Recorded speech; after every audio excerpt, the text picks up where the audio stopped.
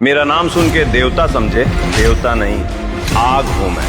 इतनी औकात खुद नहीं थला आई मेरी पोती को सबके सामने जलील करता है। जिस कुत्ते को आपने 2 साल तक पाला वो आज ये घर छोड़ के जा रहा है, लेकिन एक दिन आएगा कि आप खुद अपने घुटनों के बल बैठ के माफी मांगेंगे। गौतम जो बोलता है वो करता है, और खासकर उस काम को तो वो डेफिनेटली करता है जो वो नहीं बोलता। क्योंकि अगर मैंने कोई कमिटमेंट कर दी तो मैं किसी की भी नहीं सुनता, अपनी भी नहीं। अरे गौतम को रोको कोई, गौतम को रोको कोई, अब बर्बाद हो जाएंगे। आखिर क्या है उस बॉक्स के अंदर जिसे देखकर गायत्री देवी इतना घबरा गई? कौन है गौतम? क्या है उसकी असलियत? नील का जीजा है ना, शहर के इतने अमीर खानदान का जमाई, अपनी बीवी की बर्थडे पार्टी में वेटर बन के घूम रहा है। और ले क्या दिन आ गए तुम्हारे, शाबाश। लगता है अपनी बीवी को गिफ्ट देने के चक्कर में ओवर टाइम कर रहा है। हाँ, ओ और भाई अभी दिखाता हूँ तुम्हें असली मजा क्या होता है। बेटा। Yes sir. इधर आ।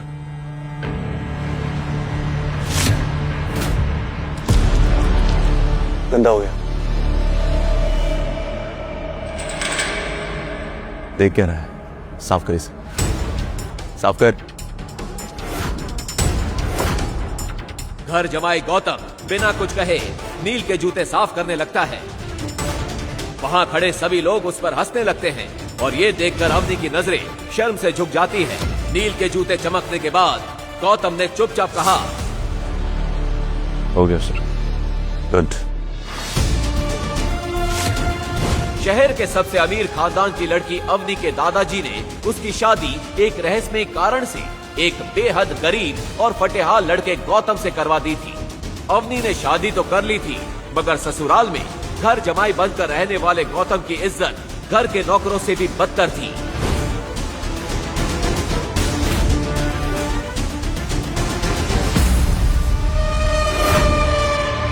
आखिर तुम्हारी प्रॉब्लम क्या है गौतम, और कितना नीचा दिखाओगे मुझे? मेरे बर्थडे पार्टी में इस तरह से वेटर बन के आने की क्या जरूरत थी? मेरे बर्थडे पार्टी में मेरा ही तमाशा बना दिया तुमने। मैं क्या करता, मुझे तो तुम्हारी मम्मी ने कहा था सबको सर्व करने के लिए। अब जो जिस लायक होगा उसे वही तो बोलेंगे ना। तुम जब से इस घर में आए हो ना, घर जमाई नहीं, घर के सबसे घटिया नौकर लगते हो। हमारे घर के नौकर भी तुमसे 10 गुना ज्यादा पैसे कमाते हो। पता नहीं दादाजी ने तुम में ऐसा क्या देख लिया, इस मजबूरी में आकर उन्होंने मेरी शादी तुमसे करवा दी। Thank you. तुम प्लीज पानी पियो, प्लीज कूल डाउन।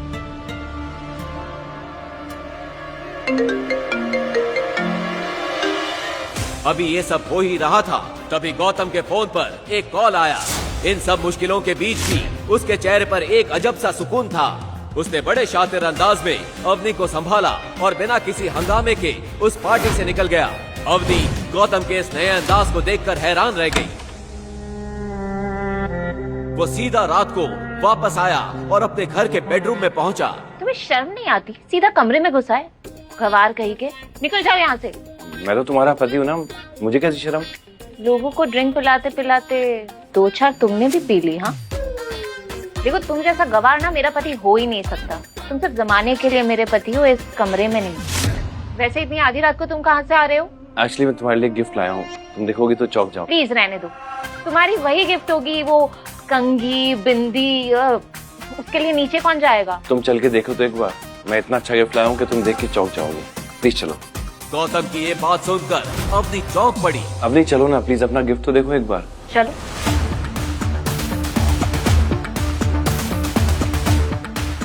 गौतम ने अवनी का हाथ थामा और उसे अपनी गिफ्ट की तरफ ले गया। जैसे ही अवनी की नजर अपने गिफ्ट पर पड़ी, उसके होश उड़ गए। रात के अंधेरे में चमक रही एक नई लग्जरियस कार को देखकर उसे एक पल के लिए भी अपनी आंखों पर भरोसा ही नहीं हुआ। ये तो इम्पोर्टेड है, और मैंने सुना है ये कार इंडिया में चंद अमीरों के पास ही है, और इसकी कीमत 50 करोड़ है। मैंने कल ही न्यूज में सुना। गौतम, तुमने किसी के साथ फ्रॉड किया है क्या, या तो हमारी कंपनी में पैसों का घोटाला किया है? सच सच बताओ गौतम। क्या गौतम ने सच में चोरी की या सच कुछ और ही है? किसका कॉल आया था गौतम को? ये गौतम का वो सच था जो चाहकर भी अवनी को फिलहाल नहीं बता सकता था। अब वो एक्चुअली ये गाड़ी मैं अपने दोस्त से उधार मांग के लाया हूँ। तुम्हारा बर्थडे है ना आज, तुम्हारे लिए इतना तो कर ही सकता हूँ। तुम कहो तो हम दोनों ड्राइव पे चलें। Drive my foot. अब तुम इतना गिर गए गौतम। पहले तुम भले 50 रुपए की गिफ्ट लाते थे, लेकिन अपने पैसों की लाते थे। और इतनी महंगी कार तुम्हें कौन उधार देगा? प्लीज ऐसे ही कार लेगा ना, वही वापस रखाओ।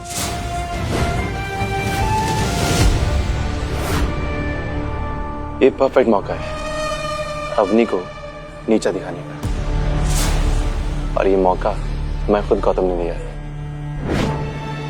असल में अवनी की शादी के कुछ दिन बाद ही उसके दादाजी की मौत हो गई थी और अग्रवाल परिवार की हेड उसकी दादी गायत्री देवी थी।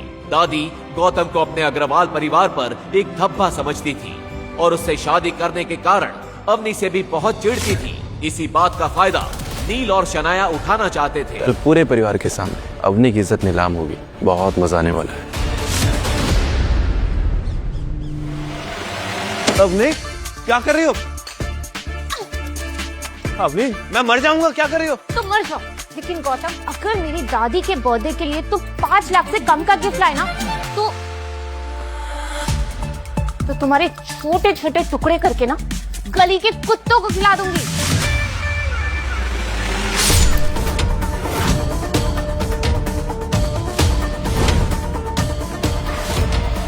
थैंक गॉड, आज तो बच गया। अवनी तुम फिक्र मत करो, मैं ऐसा तोहफा लेके आऊंगी दादी क्या तुम्हारे भी होश उड़ जाएंगे। I promise। Exactly। और अगर ऐसा नहीं हुआ तो ऐसे ही हुआ। बेटर। जोधपुर की करोड़पति business family Agarwal and sons की हेड गायत्री देवी का जन्मदिन मनाया जाने वाला था। शहर के बड़े बड़े रईस उस पार्टी में आने वाले थे, तो जायज है अवनी चाहती थी कि उनकी तरफ से उसकी दादी को दिया जाने वाला गिफ्ट बेशकीमती हो।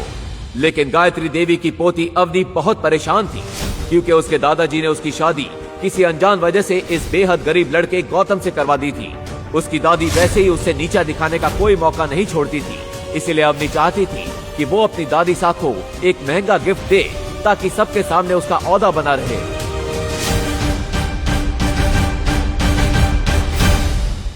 गायत्री देवी के गिफ्ट के बारे में सोचता हुआ आगे बढ़ ही रहा था कि अचानक पुलिस की टीम ने आकर उसे घेर लिया। धर लिया रे स्टोर ने। चोर? मैंने किया? मैंने कुछ नहीं चुराया। अच्छा ये इंस्पेक्टर साहब जो सोलन पे चक्कर लगा रहा था, इसीने चोरी की है। दादी साहब का बर्थडे गिफ्ट लेने के लिए गौतम शहर की सबसे महंगी और लग्जरियस ज्वेलरी शॉप के सामने खड़ा था। ग्लास के पीछे चमक रहे करोड़ों के डायमंड नेकलेस को देखकर वो कुछ सोच ही रहा था कि तभी ओ भिखारी की औलाद, क्या देख रहे हैं यहाँ पे? यहाँ पे एक एक जेवर 5 लाख से शुरू होती है। तेरी औकात है क्या यहाँ पे? चल भाग यहाँ से। सिर्फ देख ही तो रहा हूँ, देखने के पैसे लगते हैं क्या? तेरी औकात है क्या देखने के? चल निकल। मैं तो सिर्फ सामने खड़ा था, मैंने कुछ नहीं चुराया। अच्छा थाने चल, वहाँ के तेल बिगे डंडे तो उससे खुद उगलवा लेंगे कि तूने चोरी कैसे की और इतनी सी देर में हार किसने दे आया। चल ले चलो इसे। इंस्पेक्टर साहब आपको गलत फहमी हो रही है, मैंने कुछ नहीं चुराया। सर गलत फहमी हो रही है आपको इंस्पेक्टर साहब, मैंने कुछ नहीं किया, मैंने कुछ नहीं चुराया। इंस्पेक्टर साहब आप गलत समझ रहे हैं मुझे। पुलिस वाले गौतम को उठाकर थाने ले गए। अरे छोड़ो मुझे, छोड़ो, क्यों पकड़ा है मुझे तुम लोग? छोड़ो। आप गलती कर रहे हैं सर। जा जाके अंदर चुपचाप बैठ जा, वरना मार मार के अधमरा कर दूंगा। और सुन, उस कोने में मत बैठना, अभी तेरे जैसे एक चोर को इतना पीटा है कि साले का मुंह निकल गया है। इंस्पेक्टर साहब आपको गलतफहमी हुई है, मैं कोई चोर नहीं हूँ, मैं अवनी अग्रवाल का पति हूँ। अच्छा तो तू है अग्रवाल फैमिली का वो निठल्ला घर जमाई, अमीर बीवी को लुभाने के लिए चोरी कर रहा था। से अंदर सर प्लीज मेरी बात सुनिए, मैंने कुछ नहीं किया है। देखिए आपको गलतफहमी हो रही है, मैंने कुछ नहीं किया है सर। Hello Avani ma'am. अरे आप अपने रखेल जैसे पति को पैसे क्यों नहीं देते? यहाँ हमारा काम बढ़ जाता है। क्या हुआ इंस्पेक्टर? अरे आपका मन बहलाने के लिए आपका राजकुमार सुनार की दुकान से चोरी करता हुआ पकड़ा गया। व्हाट? ये चोरी भी करने लगा? इंस्पेक्टर, आपको उसे मारना है, पीटना है, आपको जो करना है आप करिए, मैं उसे छुड़ाने नहीं वाली हूँ। पता नहीं दादाजी ने किस चोर को मेरे गले बांध दिया।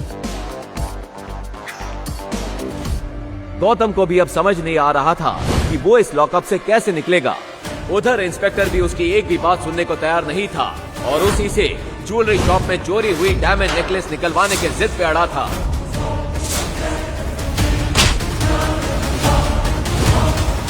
चोरी करता है। इंस्पेक्टर एक मोटा डंडा लेकर गौतम को पीटने के लिए बढ़ा, तभी पीछे से एक कड़क आवाज आई।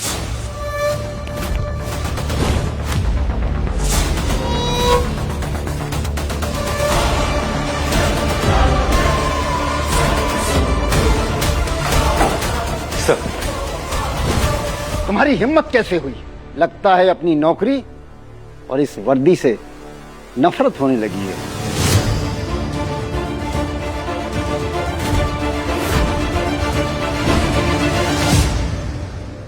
हुकुम, आपको यहां जो परेशानी हुई उसके लिए मैं आपसे माफी मांगता हूं। सर, ये आप क्या कर रहे हैं सर? ये अग्रवाल फैमिली का आवारा सा घर जमाई है।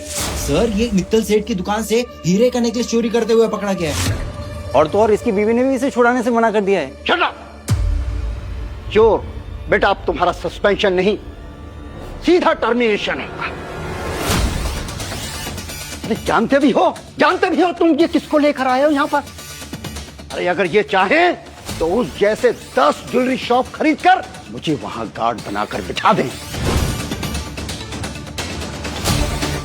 फिर कमिश्नर ने अपने मोबाइल पर उस इंस्पेक्टर को कोई मैसेज दिखाया। वो देखते ही इंस्पेक्टर का चेहरा सफेद पड़ गया। सर, मुझसे भूल हो गई, अब मुझे प्लीज माफ कर दीजिए। सर, रुको, मुझे क्षमा करें। आइए, मैं आपको अपनी गाड़ी से घर छोड़ देता हूँ। ठीक है, मैं सब भूल जाऊंगा, लेकिन एक शर्त पे। हुकुम। आपको भी मेरा ये राज भूलना होगा। मेरे इस राज के बारे में कानो कान किसी को खबर नहीं होनी चाहिए, खासकर मेरी बीवी को। हुकुम। गौतम के इतना कहते ही पूरे पुलिस स्टेशन में हंगामा मच चुका था। लेकिन एक सवाल, क्या सच में गौतम कोई चोर था या इसके पीछे कोई गहरा राज छुपा था? और क्यों कमिश्नर ने उसे हुक्म कह के बुलाया? आगे एक ऐसा राज खुलेगा जो आपके होश उड़ा के रख देगा। गौतम जैसे ही थाने से बाहर निकला, एक लग्जरी कार आकर वहां रुकी। उसमें से एक बुजुर्ग शख्स उतरे और उन्होंने गौतम के हाथ में एक छोटा सा बॉक्स दिया।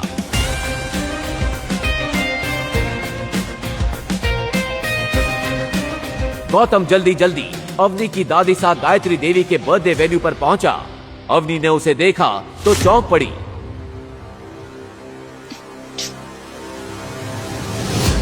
यहाँ कहाँ से आ गए? चोर कहीं के। किसने छुड़ाया तुम्हें थाने से? वहीं पड़े पड़े सड़ जाते ना तो अच्छा होता। मैंने कोई चोरी नहीं की अपनी। ज्वेलरी शॉप के सामने खड़ा था, पुलिस ने पकड़ लिया। बड़ी मुश्किल से अपनी बेगुनाही का सबूत देकर आया हूँ। ठीक है ठीक है। कैसी सस्ती से गिफ्ट उठाकर लेकर आए हो तुम? कितनी सस्ती पैकिंग है। छी। पैकिंग मैटर नहीं करती है, उसके अंदर गिफ्ट क्या है वो मैटर करता है ना। तुम देखोगे तो चौंक जाओगी। फिर दादी का गिफ्ट है, तुम क्यों पूछ रही हो? उनको खोलने दो ना। Fine, whatever. लेकिन जब बाकी सब गिफ्ट दे रहे हो ना, तो तुम चुपके से अपना बॉक्स साइड में रख देना, ओके? पता नहीं दादाजी ने किस जान का बता लिया मुझसे। मुझे जैसे करोड़पति लड़की की शादी तुम जैसे गरीब के साथ करवा दी। ना पैसे है ना इज्जत। चले हम। खड़े क्यों जाओ? थैंक यू बेटा। और तभी उस पार्टी में 4 चांद लगाने आई अवनी की cousin Shanaya. Expensive black dress पहने, हाथ में गोल्डन गिफ्ट लिए। जैसे ही उसने एंट्री ली, पूरी पार्टी की नजर उसी पर टिक गई। सबके बीच से गुजरती हुई वो सीधा दादी सा की तरफ बढ़ गई। याद के लिए। अरे शनाया, तुमको क्या जरूरत थी गिफ्ट लाने की? दादी, क्या बात कर रहे हो? आपका बर्थडे और मैं खाली हाथ आ जाऊं? बिल्कुल भी नहीं। देखो देखो, इम्प्रेस हो जाओगे। ऐसी बात है, फिर तो देखना पड़ेगा।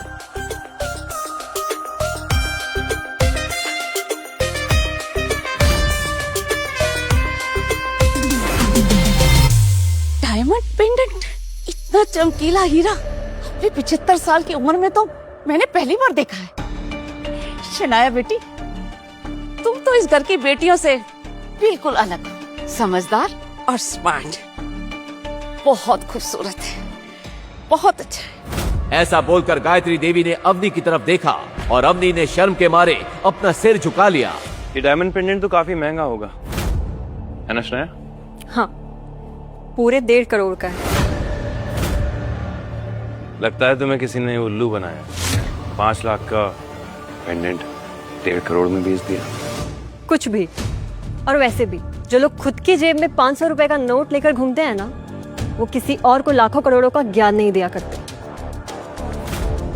वो इस पार्टी को खराब करने आया, खुद तो निठल्ला है और डायमंड का दाम गलत बता के मेरी पोती को सबके सामने जलील करता है। दादी साहब, मुझ पे भरोसा नहीं है तो मिस्टर पारेख से पूछ लीजिए। वो तो राजस्थान के सबसे बड़े डायमंड मर्चेंट है ना। मिस्टर पारेख,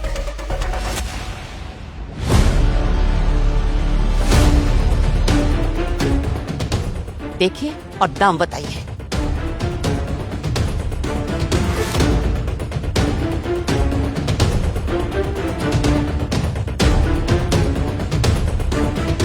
किसी ने नकली डायमंड को असली डायमंड की तरह तराशने की कोशिश की है। मेरी बरसों की पारखी नजर धोखा नहीं खा सकती। किसी ने सनाया जी को ठग लिया है।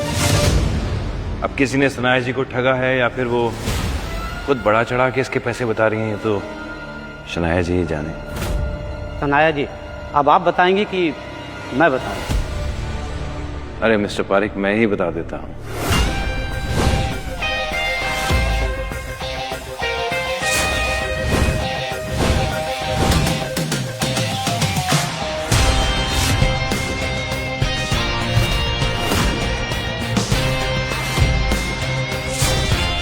सॉरी, तुम्हारा पेंडेंट डायमंड का नहीं, कांच का है।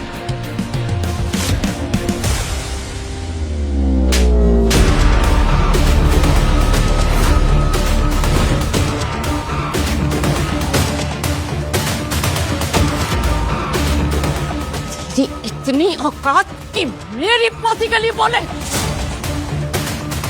तू क्या गिफ्ट लेके आया डिठल्ले, वो बता।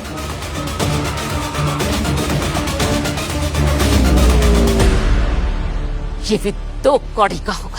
मिस्टर पारेख, मौका लगे तो इस तोहफे को भी परख लीजिएगा। आज से, बल्कि अभी से, मैं इस अग्रवाल खानदान से सारे नाते तोड़ता हूं। दादी साहब, थप्पड़ नहीं मारना चाहिए था। जिस कुत्ते को आपने 2 साल तक पाला, वो आज ये घर छोड़ के जा रहा है। लेकिन एक दिन आएगा कि आप खुद अपने घुटनों के बल बैठ के माफी मांगेंगे, तब बात करेंगे। अपने कहे इन शब्दों के गुरूर में गौतम पार्टी से चला गया। उसके इस तेवर से पार्टी में आए मेहमानों का मनोरंजन तो हुआ ही था, लगे हाथ अवनी की बेइज्जती भी हो गई थी। गौतम, लेकिन गायत्री देवी को पहली बार गौतम की बातों में एक रॉयल अंदाज दिखा था।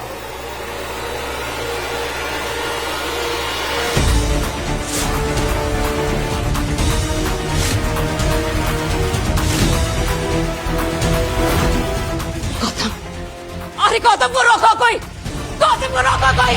आखिर क्या है उस बॉक्स के अंदर जिसे देखकर गायत्री देवी इतना घबरा गई? कौन था जिसने गौतम को बॉक्स ला कर दिया?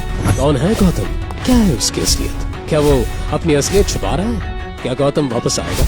क्या होगा गायत्री देवी और अग्रवाल फैमिली के साथ? इन सभी सवालों के जवाब के लिए नीचे दिए लिंक पर क्लिक करें और सुने रॉयल वारिस सिर्फ पॉकेट FM पर।